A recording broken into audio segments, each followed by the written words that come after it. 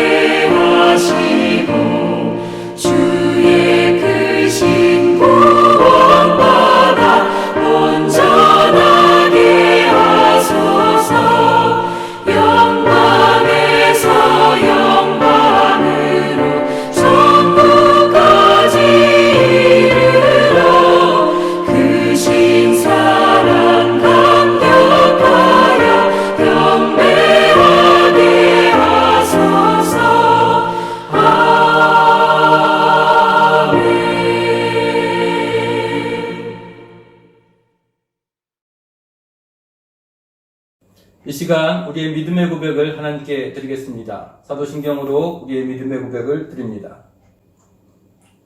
나는 전능하신 아버지 하나님, 천지의 창조주를 믿습니다. 나는 그의 유일하신 아들, 우리 주 예수 그리스도를 믿습니다. 그는 성령으로 잉태되어 동정녀 마리아에게서 나으시고 본디오 빌라도에게 고난을 받아 십자가에 못 박혀 죽으시고 장사된 지 사흘 만에 죽은 자 가운데서 다시 살아나셨으며 하늘에 오르시어 전능하신 아버지 하나님 우편에 앉아 계시다가 거기로부터 살아있는 자와 죽은 자를 심판하러 오십니다. 나는 성령을 믿으며 거룩한 공교회와 성도의 교제와 죄를 용서받는 것과 몸의 부활과 영생을 믿습니다. 아멘. 이 시간은 우리가 함께 하나님께 찬양 드리는 시간입니다. 찬송가 382장을 통해 한마음으로 찬양하겠습니다.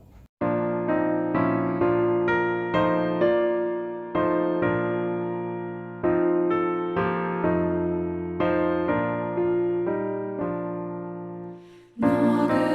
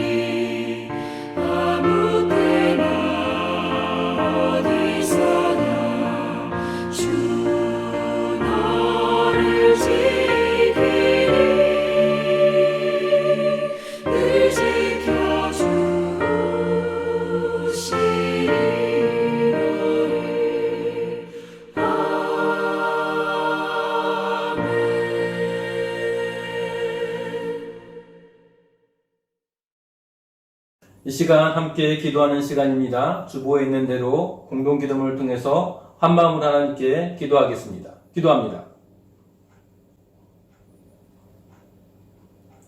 사랑의 하나님 아버지, 지난 한 주간 코로나 감염 소식으로 어수선한 형편에서도 우리를 지키시고 인도하셔서 이 은혜의 자리로 부르시니 감사드립니다. 우리가 드리는 이 예배 가운데 하나님 임재하여 주시고 홀로 영광을 받아 주시옵소서. 하나님 아버지, 지나온 시간을 돌아보니 주의 말씀을 의지해 닥쳐오는 모든 어려움들을 이겨내기 원했지만 때때로 낙심하며 자주 염려했던 것을 그 연약함을 고백하게 됩니다. 주여 용서하여 주옵소서. 남아공에 선포된 락다운 정책으로 인해 이동과 모임이 제한되고 있는 형편이지만 우리 은총교회로 하여금 2020년 선한 일을 열심히 하는 교회를 소망하게 하셨으니 어떤 상황에서든 어떤 형편에서든 하나님께서 기뻐하시는 일에 열심을 품는 주의 교회가 되게 하여 주옵소서. 무엇보다 이 땅의 열악한 환경 가운데 있는 우리의 이웃들을 위해 기도하며 그들의 형편을 돌아보게 하시고 할 수 있는 대로 선한 일을 찾고 행하는 우리 모두가 되게 하여 주옵소서. 하나님 아버지, 지금 이 시간에도 코로나 바이러스 전염으로 인해 수많은 사람들이 아프고 죽어가고 있습니다. 다시금 간절히 기도하오니 주여 우리를 불쌍히 여겨주시고 속히 치료제를 비롯해 이 모든 어려움이 해결될 수 있도록 주의 은혜를 베풀어 주시옵소서. 하나님, 이 시간 영상을 통해 하나님의 말씀을 듣습니다. 비록 우리가 물리적으로는 한 공간에 모여있지 못하지만 주의 성령께서 각자의 처소에 있는 우리를 하나로 묶으셔서 말씀의 은혜가 충만하게 하시고 주의 위로와 세임을 얻도록 은혜를 베풀어 주옵소서. 이 모든 말씀 우리를 죄와 사망에서 구원하신 우리 주 예수 그리스도의 이름으로 기도드립니다.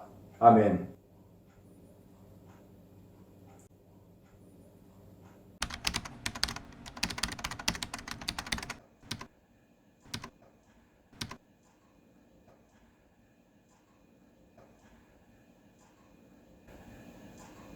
그러므로 염려하여 이르기를 무엇을 먹을까, 무엇을 마실까, 무엇을 입을까 하지 말라. 이는 다 이방인들이 구하는 것이라. 너희 하늘 아버지께서 이 모든 것이 너희에게 있어야 할 줄 아시느니라.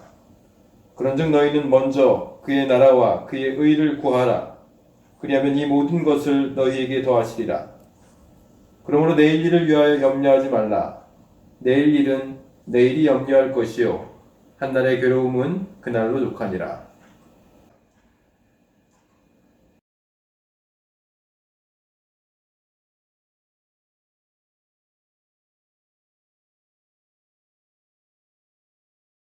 할렐루야. 사랑하는 총회 성도 여러분들, 함께 예배 자리에 모이신 여러분들을 주의 이름으로 환영합니다.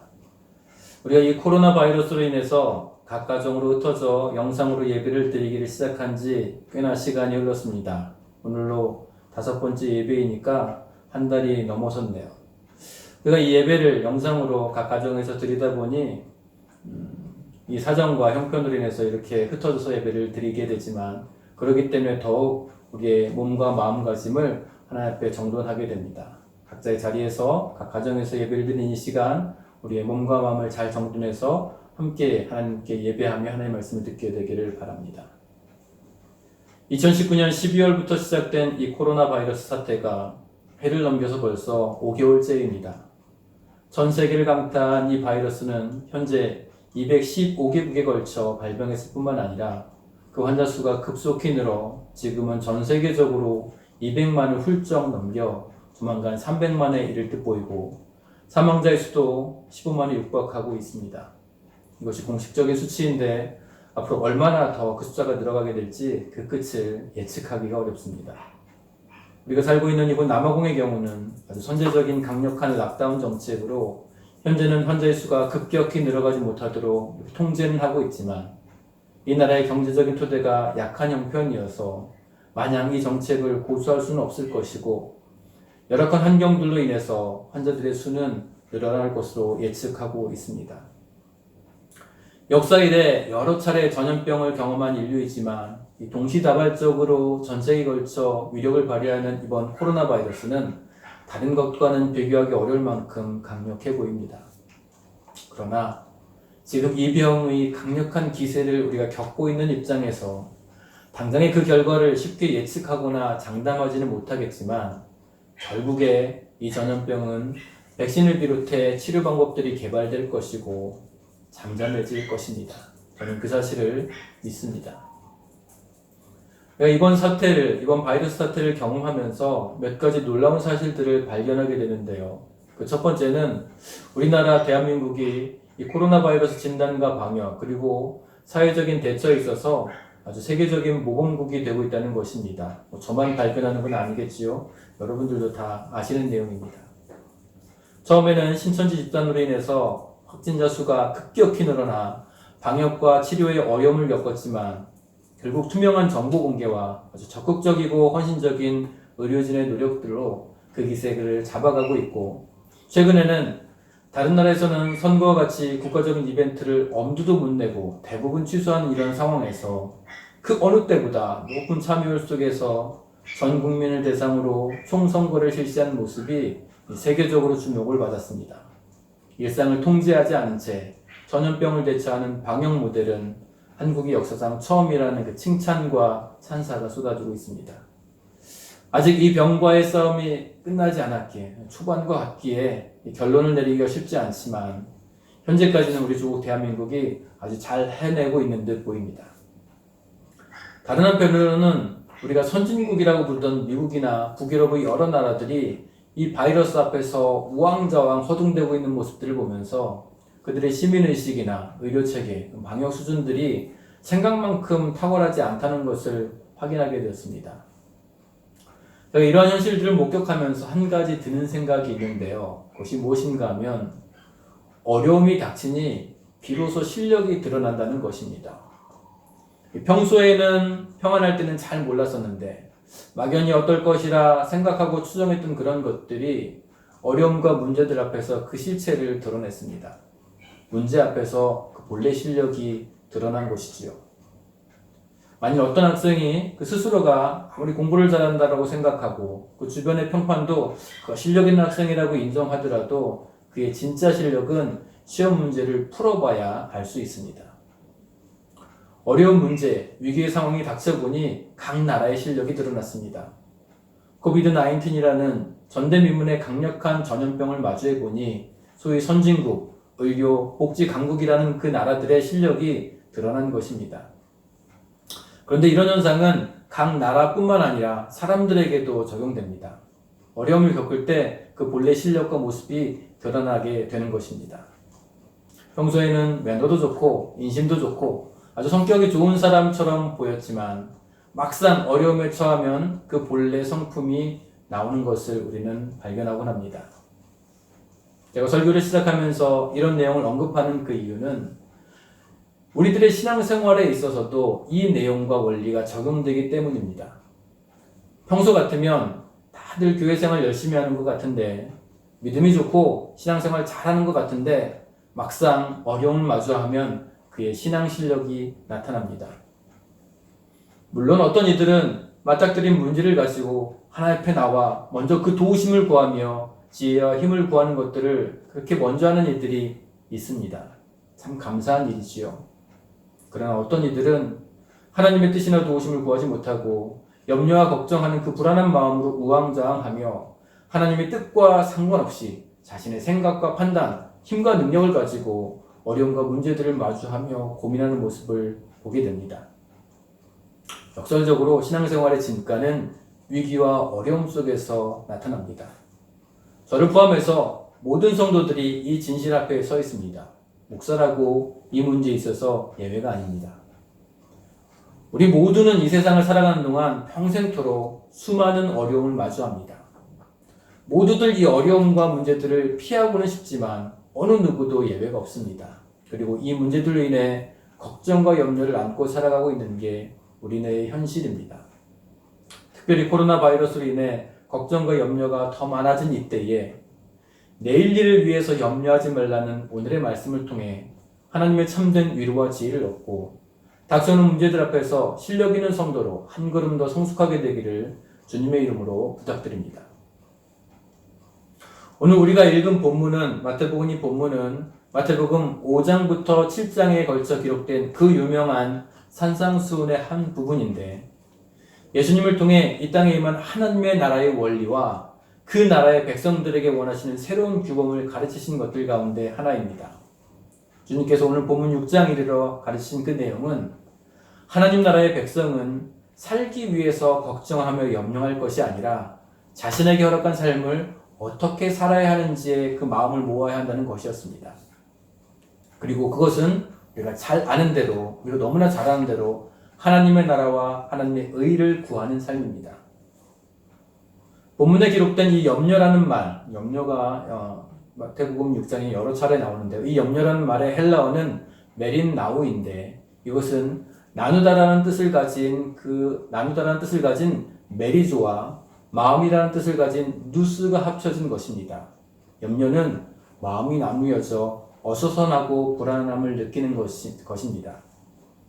이 염려가 얼마나 사람에게 해로운 것인가를 성경은 이렇게 말하고 있는데요. 잠언 17장 22절 말씀을 보겠습니다. 잠언 17장 22절입니다. 마음의 즐거움은 양약이라도 심령의 근심은 뼈로 마르게 하느니라. 이 말씀은 염려와 근심이 사람의 건강한 삶에 얼마나 치명적으로 해로운지 말해주고 있습니다. 염려는 이 육신뿐만 아니라 우리 영적인 면에도 아주 치명상을 줍니다. 예수님께서 씨 뿌리는 비유를 말씀하시는 그 마태복음 13장에 보면 주님께서 네 가지의 밭에 대해서 얘기하시는데 세 번째 밭에서 어떤 가시떨기 위에 떨어진 씨가 왜 열매를 맺지 못하는가를 설명하시는 부분이 나옵니다. 그 설명 부분을 보게 되면 이 가시떨기 위에 떨어진 그 씨가 열매를 맺지 못하는 그 이유가 세상의 염려나 재물의 유혹 때문이라고, 그래서 말씀이 막혀 결실하지 못한다라고 하셨습니다. 세상의 염려는 하나님 말씀을 들어도 그 말씀의 열매를 맺지 못하게 하는 아주 중요한 원인이 됩니다. 열심히 듣는 그 말씀이 열매를 맺지 못한다면 우리 영적인 삶은 엉망이 되고 말 것입니다. 본문 마태복음 6장에는 염려라는 단어가 6번씩이나 나오고 있고, 염려하지 말라 이 말씀, 염려하지 말라는 이 말씀은 3번이나 반복해서 기록되어 있습니다. 성경 전체를 통해서 보면 염려하지 말라는 말씀은 550여 번 기록되어 있습니다. 염려는 하나님께서 원하시는 것이 아닙니다. 본문에서 주님은 걱정과 염려가 많은 우리들을 향해 염려하지 말라고 하시면서 염려하지 말아야 되는 2가지 이유를 말씀하십니다. 하나는 상식적인 이유이고 다른 하나는 신앙적인 이유입니다. 첫 번째 상식적인 이유는 무엇인가 하면 오늘 본문 마태복음 6장 27절에 기록되어 있습니다. 우리 27절 말씀을 같이 읽겠습니다. 너희 중에 누가 염려함으로 그 키를 한 자라도 더할 수 있겠느냐? 염려한다고 어려움이나 문제가 해결되지 않습니다. 물론 닥쳐오는 어려움이나 문제들로 인해 우리에게 걱정과 염려가 생길 수 있지만 우리가 아무리 열심히 걱정하고 최선을 다해 염려해도 문제는 해결되지 않습니다. 생각해 보십시오. 언제 우리가 머리를 싸매고 걱정해서 우리에게 닥친 어려움과 문제가 해결된 적이 있었습니까? 만일 그런 일이 있다면 저부터 여러분에게 열심히 최선을 다해 걱정하고 염려하려고 가르칠 것입니다. 우리가 염려해서 얻을 수 있는 것은 수면 부족과 두통밖에 없습니다. 우리가 염려하지 말아야 하는 2번째 이유는 신앙적인 것인데, 그 신앙적인 이유는 오늘 본문 31절과 32절 말씀에 있습니다. 하나님이 우리 아버지심을 믿기 때문입니다. 31절과 32절 말씀을 같이 읽겠습니다. 그러므로 염려하여 이르기를 무엇을 먹을까, 무엇을 마실까, 무엇을 입을까 하지 말라. 이는 다 이방인들이 구하는 것이라. 너희 하늘 아버지께서 이 모든 것이 너희에게 있어야 할 줄을 아시느니라. 여기서 이방인은 하나님을 모르는 사람, 하나님을 믿지 않는 사람, 하나님이 없다 생각하는 사람들입니다. 이방인들이나 무엇을 먹을까, 무엇을 마실까, 무엇을 입을까라고 걱정하지, 하나님을 믿는 하나님의 자녀들은 그런 것을 걱정할 필요가 없습니다. 왜냐하면 하늘 아버지께서 우리에게 있어야 할 것을 다 아시고 책임져 주시기 때문입니다. 사도신경을 통해 우리가 매번 고백하듯이 우리가 믿는 아버지 하나님은 천지 만물을 창조하신 전능하신 분이십니다. 우리의 생사화복을 주장하시는 절대 주권을 가지신 분이십니다. 공중 내에 나는 참새 한 마리도 하나님께서 허락지 않으시면 떨어지지 않습니다. 사랑하는 전교회 성도 여러분, 세상을 두려워하지 마십시오. 사람을 두려워하지 마십시오. 우리가 죽고 사는 것은 하나님의 손에 있으니까 하나님 한 분만 두려워해야 하고 하나님만 생각해야 합니다. 절대 주권은 하나님 아버지께 있습니다. 우리가 믿는 하나님은 말씀하신 것을 반드시 지키시는 신실하신 하나님이십니다. 어저께나 오늘이나 영원토록 동일하신 하나님, 변함없으신 하나님, 우리를 위해 독생자를 아끼지 않으시고 내어주시기까지 우리를 사랑하시는 하나님이십니다. 우리를 위해서라면 하나님은 아까워하시는 것이 하나도 없으십니다. 독생자까지 내어주신 하나님께서 무엇이 아까워서 주시지 않으시겠습니까? 하나님 우리에게 있어야 할 것을 다 아십니다. 그러므로 예수님은 하나님을 믿는 우리들에게 이방인들처럼 걱정하지 말라고 하셨습니다. 우리가 왜 염려합니까? 믿음이 없어서, 믿음이 작아서 염려합니다. 그래서 예수님께서는 염려하는 자들 향해 믿음이 작은 자들아 왜 걱정하느냐라고 책망하셨습니다. 염려하며 걱정하는 이들을 보거나 만일 여러분들이 그러한 상황에 있게 되면 여러분 자신에게 혹은 그 사람에게 이렇게 얘기해 주십시오. 염려한다고 문제가 해결되지 않아. 염려하지 말고 하나님 아버지를 믿어. 이렇게 얘기해 주시기 바랍니다. 하나님 나라에 속한 백성들, 하나님을 아버지라고 믿고 부르는 성도들, 그래서 우리의 필요를 채우시는 선하신 아버지 하나님을 온전히 믿는 자들은 세상 사람들처럼 나 자신의 목숨과 몸을 위하는 것으로 염려하지 말고 무엇보다 먼저 하나님의 나라와 하나님의 의를 구해야 합니다. 그렇다면 우리가 무엇보다 먼저 구해야 하는 하나님의 나라와 하나님의 의는 무엇입니까? 하나님의 나라라는 이 개념은 성경 전체를 통해 살피고 나눠야 할 만큼 아주 큰 것이지만 간단하게 말하자면 하나님의 통치, 하나님의 다스림이 실현되는 그 현장입니다. 성도는 하나님 나라의 백성들로서 자신의 삶의 현장에서 먹고 마시고 입는 문제들로 씨름하는 그 자리에서 무엇보다 하나님의 뜻과 영광을 구하며 하나님이 원하시는 것을 향해 살아가는 것이 바로 하나님의 나라를 구하는 것입니다. 하나님의 의라는 개념도 이 하나님의 나라만큼 아주 큰 개념입니다. 성경에서 말하는 의는 우리가 보통 사용하는 정의나 의로움 같은 그런 개념이 아닙니다. 하나님의 의는 1차적으로 하나님과의 회복된 관계를 말합니다. 하나님과의 관계, 하나님과의 인격적인 관계가 회복된 것이 의이고 반대로 그 관계가 끊어지거나 깨진 것이 성경이 말하는 불의입니다. 하나님과의 인격적인 관계가 회복된 그 모델 중에 하나는 본문을 통해서 생각해보면 오늘 마태복음 6장의 본문을 통해서 생각해보면 아버지와 자녀의 관계입니다. 그런 차원에서 하나님의 의를 구하는 것은 하나님 아버지와의 관계가 풍성해지는 것이고 그래서 아버지 하나님을 더욱 깊이 알고 더욱 많이 닮아가는 것입니다. 그것이 하나님의 의를 구하는 것입니다. 그러하기에 산상수훈에 기록된 하나님의 나라의 원리와 그 나라의 백성들에게 원하시는 여러 가르침들 가운데 그 기준으로서 하나님 아버지, 하늘에 계신 아버지가 반복해서 등장하는 것입니다. 한 군데를 함께 찾아보겠습니다. 오늘 본문 6장 바로 뒷부분에 전에 있었던 5장 말씀입니다. 마태복음 5장 43절에서 47절에 있는 말씀 같이 읽어보겠습니다. 또 내 이웃을 사랑하고 내 원수를 미워하라 하였다는 것을 너희가 들었으나 나는 너희에게 이르노니 너희 원수를 사랑하며 너희를 박해하는 자를 위하여 기도하라. 이같이 한즉 하늘에 계신 너희 아버지의 아들이 되리니 이는 하나님이 그 해를 악인과 선인에게 비추시며 비를 의로운 자와 불의한 자에게 내려주심이라. 너희가 너희를 사랑하는 자를 사랑하면 무슨 상이 있으리요? 세리도 이같이 아니하느냐? 또 너희가 너희 형제에게만 무난하면 남보다 더하는 것이 무엇이냐? 이방인들도 이같이 아니하느냐? 그러므로 하늘에 계신 너희 아버지의 온전하심 같이 너희도 온전하라. 하나님 나라가 운영되는 그 원리로서 사랑을 말씀하실 때 이웃을 넘어 원수도 사랑해야 하고 우리를 핍박하는 자들을 미워하지 말고 그들을 위해 기도해야 하는 것은 윤리나 도덕의 차원을 넘어서 하나님 아버지께서 그러신 분이시고 아버지께서 그것을 원하시기 때문입니다. 하나님의 나라는 하나님의 성품이 하나님의 뜻이 운영의 원리가 되는 그 나라입니다. 하나님이 다스리시는 그 나라의 백성으로서 하나님 아버지와의 회복된 관계 속에서 아버지를 닮아 아버지의 뜻을 따라 살아가는 사람, 오늘 본문의 표현을 빌리자면 하나님의 나라와 하나님의 의를 구하는 바로 그 사람이 누리게 되는 풍성한 복을 이해하기 위해 한 가지 비유를 살펴보겠습니다. 성경에 보면 이 아버지와의 관계를 끊고 아버지의 품을 떠나 타향에서 먹을 것, 마실 것, 입을 것이 없어 그것들을 걱정하며 죽어가던 사람이 등장합니다. 누군지 아시겠습니까? 우리가 바로 잘 알고 있는 누가복음의 탕자입니다.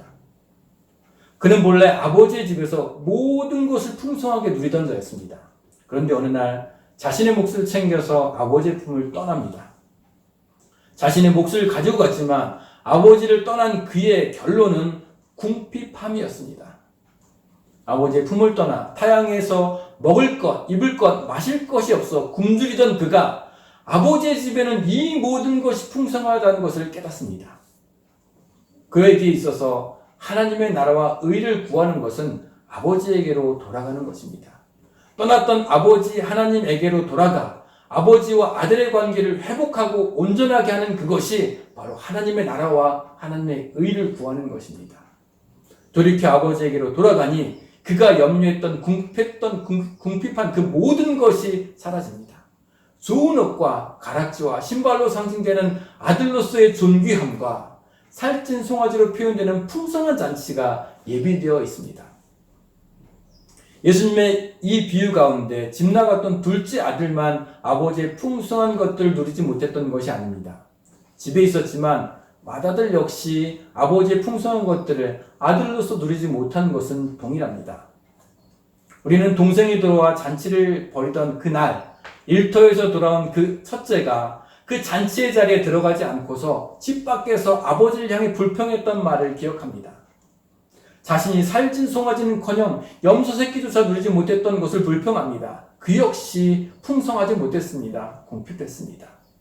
그렇게 불평하던 맏아들에게 아버지가 무엇이라고 말하고 있었습니까? 내 것이 다 내 것이로 돼. 아버지의 것이 다 자신의 것이었는데 왜 맏아들은 그 모든 것들을 풍성하게 누리지 못했을까요? 왜 이런 일이 발생했습니까? 그가 물리적으로 아버지 곁에는 있었지만 내용적으로는 아들이 아니라 열심히 일하는 일꾼의 하나로 있었기 때문입니다. 그가 아버지의 풍성한 것을 누리지 못한 이유는 아버지 곁을 떠나서가 아닙니다. 아버지의 명령을 어겼기 때문도 아닙니다. 그가 아버지에게 불평할 때 확인했듯이 그는 여러 해 동안 한 번도 명령을 어긴 적이 없었습니다. 그가 아버지의 풍성한 것을 누리지 못하고 있던 그 이유는 단 한 가지입니다. 아들인데 정작 중요한 아버지의 마음, 아버지가 원하는 것을 자신의 것으로 삼지 못했기 때문입니다. 첫째 아들에게 있어서 구해야 하는 하나님의 나라와 하나님의 의는 무엇을 해야 하고 무엇을 해서는 안 된다는 어떤 명령이나 규칙과 같은 율법의 조항이 아닙니다. 그는 아버지의 명령을 어긴 적이 없습니다.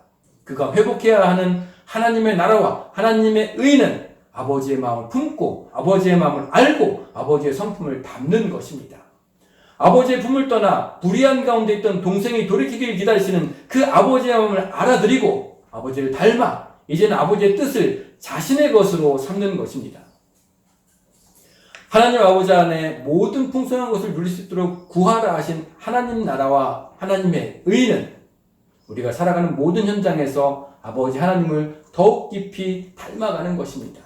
그리고 무엇보다 먼저 구하라고 말씀하셨듯이 우리가 소원하는 하나님의 나라와 의는 지금 이곳이어야 합니다. 무엇보다 먼저 구하라고 말씀하신 그 말씀은 우리가 소원하는 하나님의 나라, 그 하나님의 의가 지금 이곳이어야 한다는 것입니다. 그런 차원에서 내일 일을 염려하지 말라고 말씀하십니다.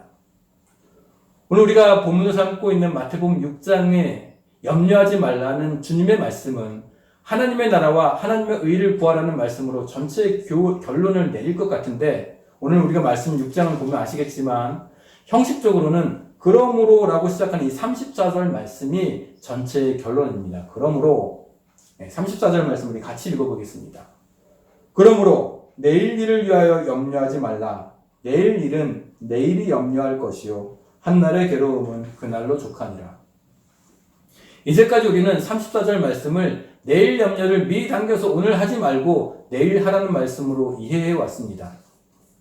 우리가 무엇을 먹을까, 무엇을 마실까, 무엇을 입을까 염려하지 말라는 차원에서 이 말씀을 내일 걱정까지 오늘 앞당겨 하지 말라는 말씀으로 이해할 수도 있겠지만 개역개정판, 우리가 이제 개역개정판으로 읽었는데 이 개역개정판에서는 그 의미를 분명하게 하고 있는데 내일 일을 염려할 주체는 내가 아니라 내일이라는 것입니다. 내일 일을 내일이 염려하라.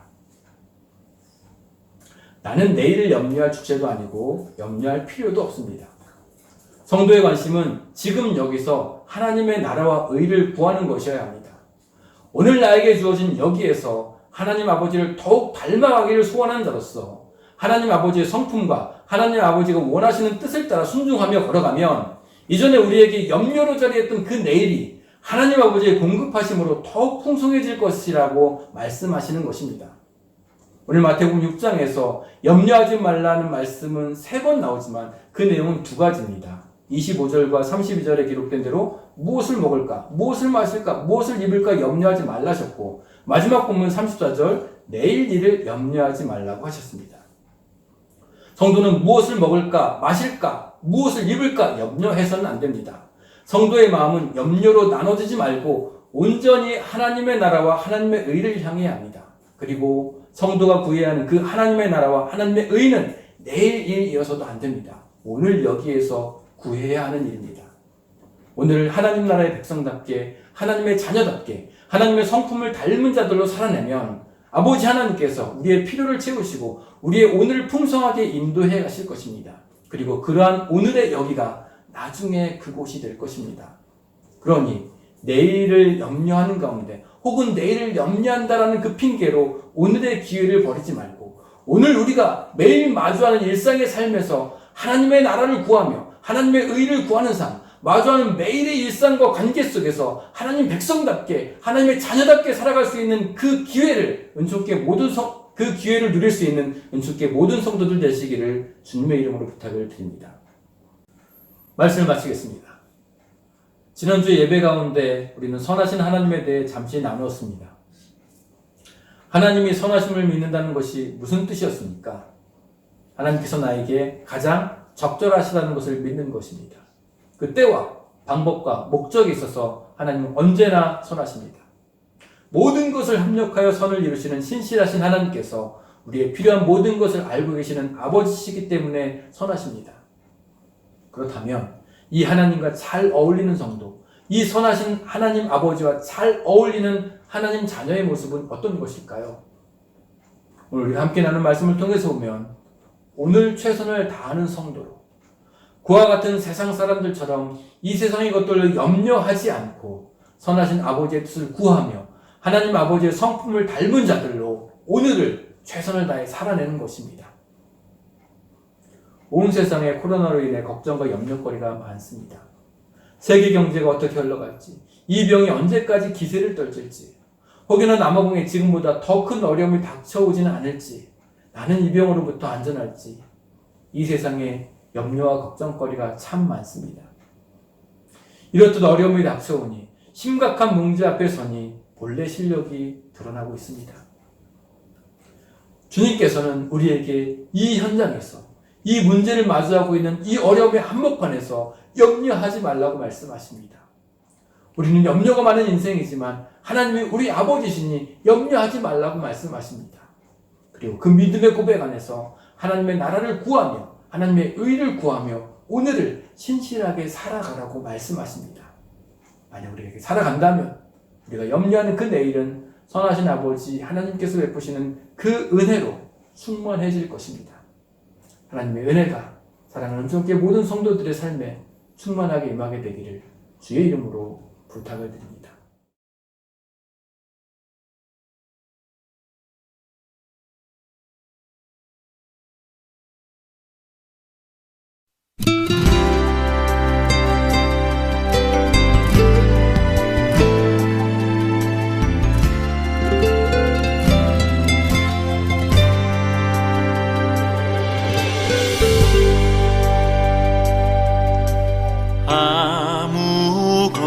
아무것도 두려워 말라. 주 나의 하나님이 지켜주시네. 놀라지 마라, 겁내지 마라. 주님 나를 지켜주시네. 아무것도 두려워 말라. 주 나의 하나님이 지켜주시네. 놀라지 마라, 겁내지 마라. 주님 나를 지켜주시네.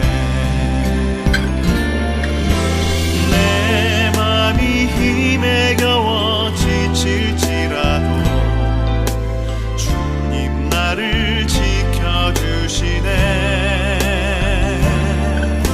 세상의 험한 풍파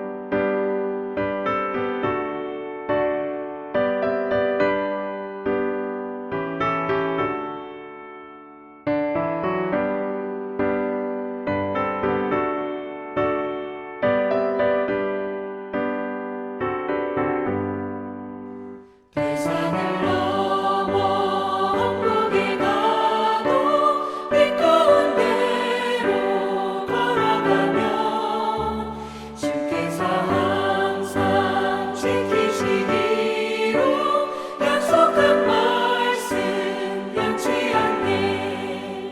하늘의 영광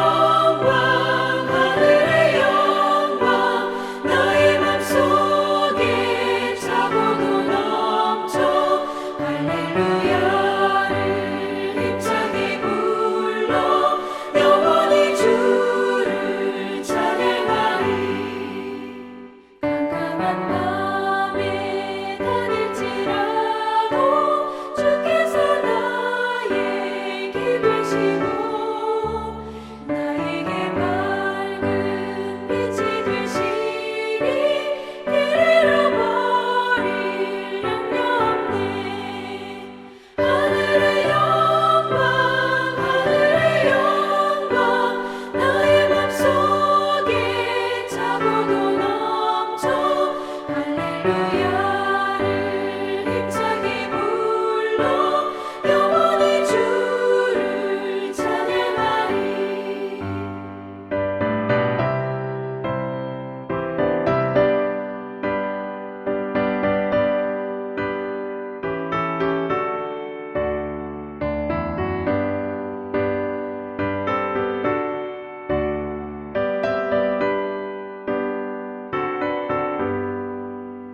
광명한 그빛 마음의 바다 찬란한 천국 바라보고 할렐루야를 힘차게 불러 날마다 빛에 걸어가리.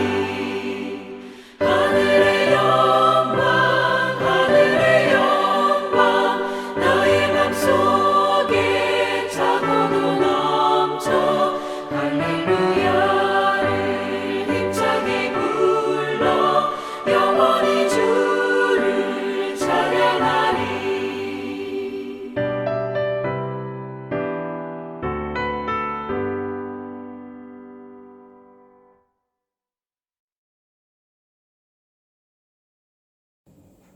주기도문으로 모든 예배를 마치도록 하겠습니다. 하늘에 계신 우리 아버지, 아버지의 이름을 거룩하게 하시며 아버지의 나라가 오게 하시며 아버지의 뜻이 하늘에서 같이 땅에서도 이루어지게 하소서.